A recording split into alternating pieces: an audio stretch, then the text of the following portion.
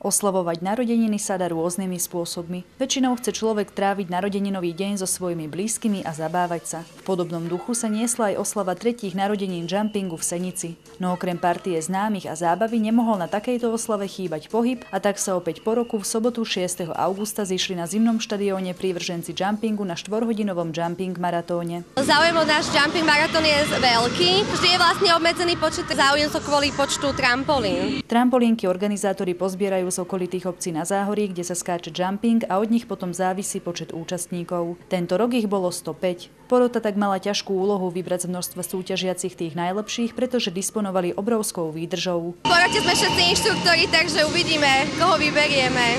Určite rozhoduje aj technika, cvičenia a tak celkový dojem. Na vyše 100 účastníkov bolo pripravených hneď niekoľko inštruktorov zo Senice, Jablonice, Borského Mikuláša, Hlohovca či Bratislavy. A samozrejme, tak ako v radoch inštruktorov, tak aj v radoch súťažiacich prejavilo záujem o jumping aj pár mužov. Menší je záujem, ale čo sa týka inštruktorov samotných, tak je veľmi veľa po Slovensku. Prvé 3 miesta si napokon medzi sebou rozdelili 2 ženy a 1 muž. Tretiu priečku obsadila Viera Nováková, druhý skončil Daniel Cintula a absolútnou víťazkou 3. jumping maratónu sa stala Bibiana Švárna.